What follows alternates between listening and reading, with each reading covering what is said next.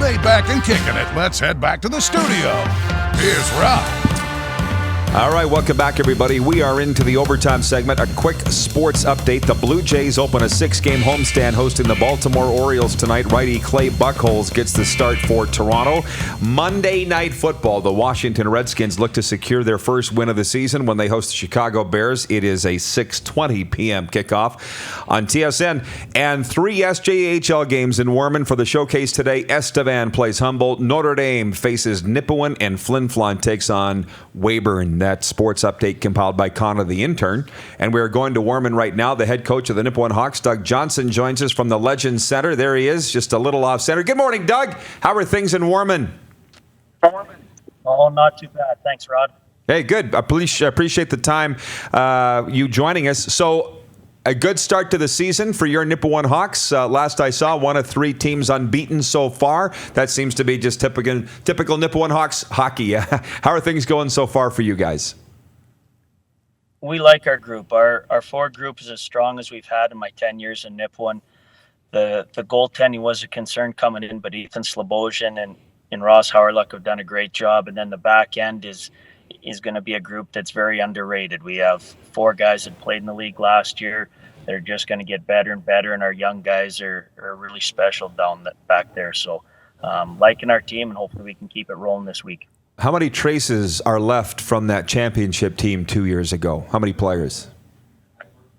We have 3 guys, Jordan Simoneau, Jeremy Bisson, and Jake Tremblay. So it's been almost a total overhaul, but got a great group here this year. Well, boy, does that speak to the turnover of junior A hockey, though, doesn't it? I mean, is that by design that you did that, or it just happened?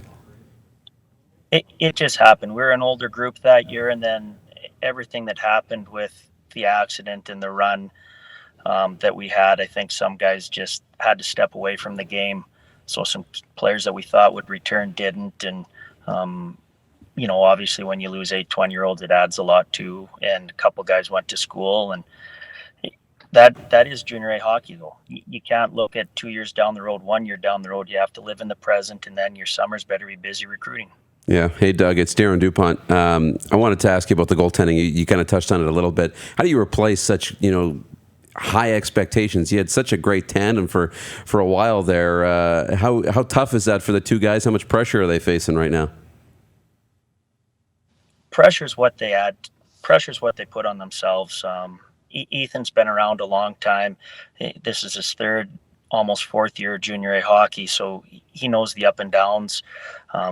Ross is a young guy that played high competitive AAA hockey the last 2 years in Alberta, and he knows what it's all about too. And you look at them as individuals, as people, they're very strong character, and they have a lot of work ethic. They have a lot of compete in their game. So they're just going to roll with it, and they know our expectations, and they're enjoying it. They're thriving with it. Nipawin Hawks head coach and general manager Doug Johnson with us. So we mentioned your game today. Talk about your opponents, and what's your schedule today for the showcase? It seems very jam-packed and chaotic to me. Is it as much as it looks like from the outside? It's a lot of watching. It's a lot of sitting with the showcase for coaches, and then you get your 3 hours of game time, which is where you thrive. That's our office, standing on the bench coaching. That's the enjoyment we get out of the game. But yeah, it's meeting and greeting. It's pre-scouting, trying to push your players onto colleges, things like that. And then as far as Notre Dame, they rolled a lot of their team over too. So we really don't have a great game plan for them, but we're just going to focus on what we do as best we can and try and make sure that we're getting better every day and have a strong effort tonight. You must have seen the save percentage of the Hounds goaltender, however. I'm sure you're cooking up a way of trying to beat Riley Kohanek. Not too many have been able to do that this year. Yeah, he's a very good goalie.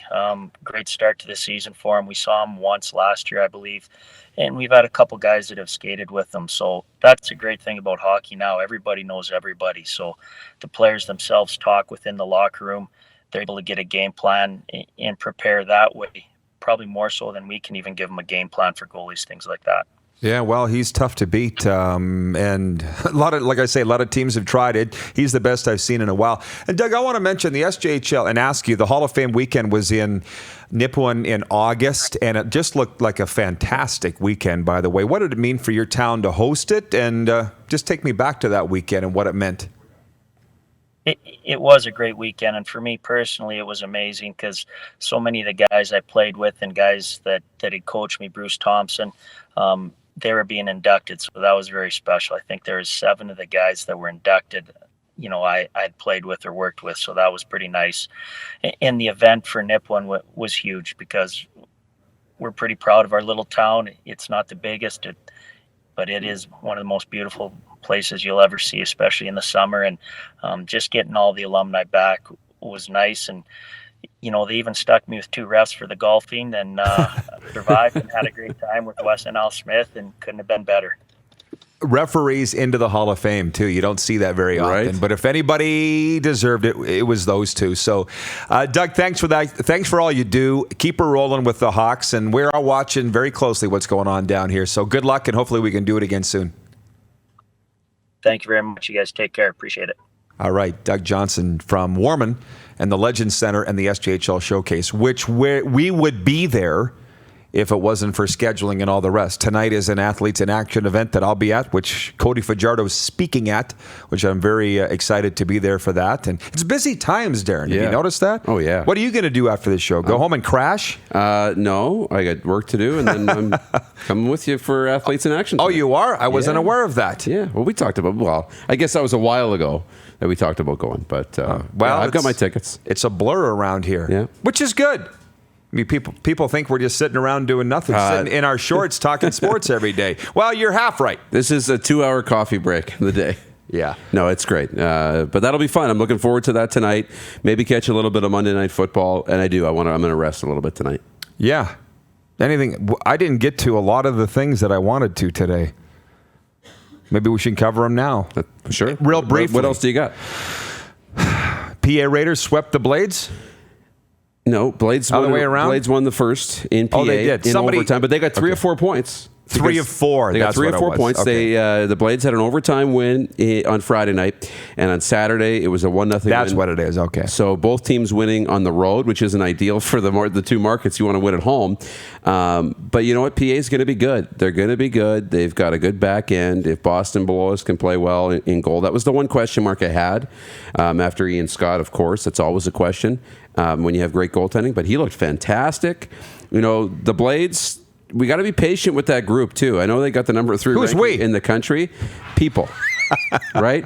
Okay. Because they're a good team. They're a good team, but they need a little bit more up front. They don't quite have some of their veterans back. Eric Florchuk got nicked up. He wasn't playing. Of course, Kirby Dock's not with the team, and they're not sure if he's going to come back or not. He's looking really good in Chicago. So a lot of the success depends on him coming back, but they're still a fun team to watch. And those 2 teams going head-to-head is fun to watch. It's going to be a great season series. And all I can hope is, much like we would love a Moose Jaw Regina playoff series, I really hope you see a Prince Albert Saskatoon playoff series again. Well, here's why I got tripped up there.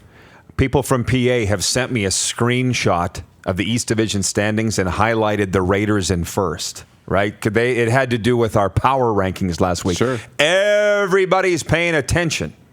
But I thought they had 4 points instead of 3 of 4. So, yeah, thanks for paying attention. And what I love about what we're doing here is that we get to talk about the Dub and the SJ and the CFL and the NFL and the Rush. Like I mentioned to Clark on the weekend, can we get Brandon Urban on the air from the Saskatchewan Rush? He is the guy that runs the whole show up there. They just had their draft last week. Well, he's coming on tomorrow. Awesome. So Brandon Urban, Darren Drager, Taylor Shire, just some of the talent on the program tomorrow. And by the way, breaking news. Is this breaking? Argos plan to start James Franklin over McLeod Bethel Thompson against the Saskatchewan Roughriders in Week 16. So that'll be a topic for tomorrow. Chris Best also on the show tomorrow. Our bestie. Chris Best will be on.